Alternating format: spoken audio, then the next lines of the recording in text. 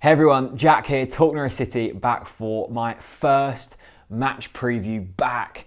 The resumption of football is here. Football is going to be kicking off this evening, seeing Aston Villa taking on Sheffield United. Our first game is this Friday night against Southampton. I can't wait for the football now. I've definitely got that bug back. And yeah, I'm excited for it. I've got a match preview. I've got a whole host of notes written down. Now, we don't always get these notes, so, you know, strap yourselves in, grab yourselves a cuppa. Okay, so the resumption of football is here. Norwich City are back in Premier League action. It's going to be Southampton travelling down to Carrow Road this Friday to see how we get on. Who knows how this season will play out? I'm kind of seeing it as almost the start of a new season. It doesn't feel as if this season has already started. We're in June. The sun is shining. It feels as if a major tournament is about to occur. The Euros should have been happening now, but of course it's the Premier League because of the coronavirus and the enforced lockdown.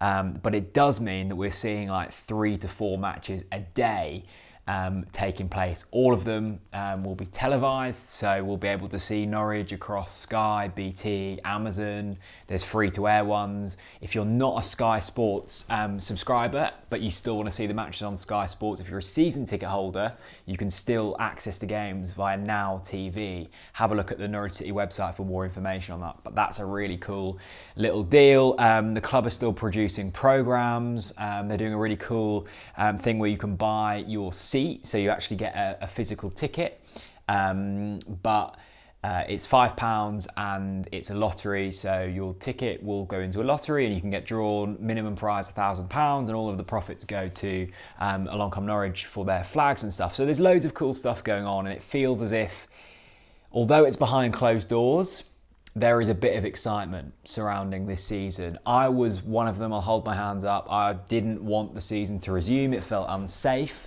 But now that we've seen evidence that it can work, especially in the Bundesliga, I feel confident that the players will be safe. They're being tested 3 times a week. And although Norwich did return a positive test, it's now saying that the player in which that happened to is now testing negative. Now, that does raise a question. Well, how accurate are the testings that are happening? Hopefully, they're very accurate, but of course, there could be anomalies that slip through. Who knows? All I know is hopefully all of the players will be safe and Norwich could survive. There is still a chance. We're 6 points adrift, 7 if you count goal difference. We take on Southampton, who are 14th.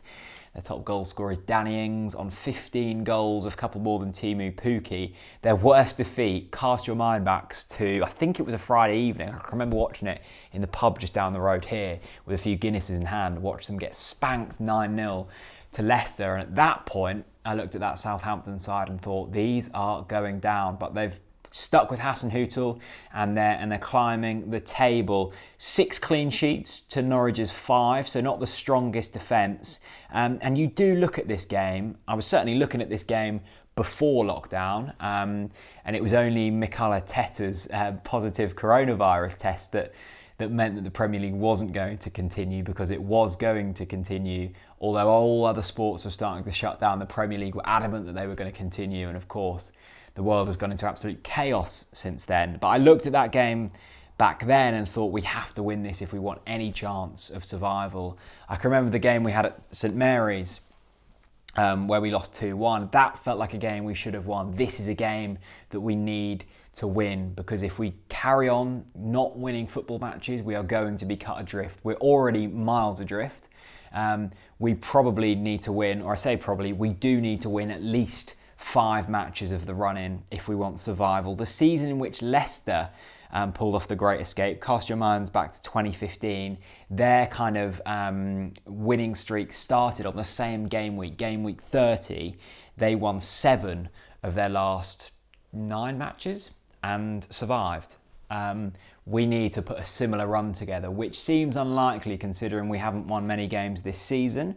But stranger things have happened. Arnel Hernandez is returning, Tim Close is returning, Duda's loan has been extended so we can keep him for the rest of the season.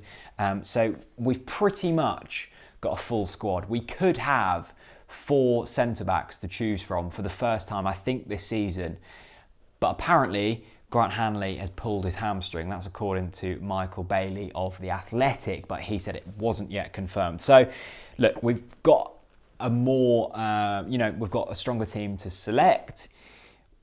But it goes without saying, we just don't know how this Norwich City team is going to look on the return to football. We can only really go off the sample sizes of La Liga and the Bundesliga, and form across the whole of the division was fairly similar to pre-lockdown. But there have been a few teams that, of course, have got a lot better and a few that have got a lot worse. We are hoping that we're the team that gets a lot better. I'm really intrigued to see how football will look in the Premier League behind closed doors. I'm really excited to watch Norwich on the telly on a consistent basis. Not this week, but next week. We're on the BBC twice within 3 days, which is great. Hopefully it will open Norwich up to a wider audience. This is a fantastic opportunity for maybe kids that haven't watched Norwich before. They get to see us on BBC, free-to-air television. That might get future generations into football. We have to now see this as an opportunity. If Norwich want to survive in the Premier League, the only way we're going to do that now is by completing the season.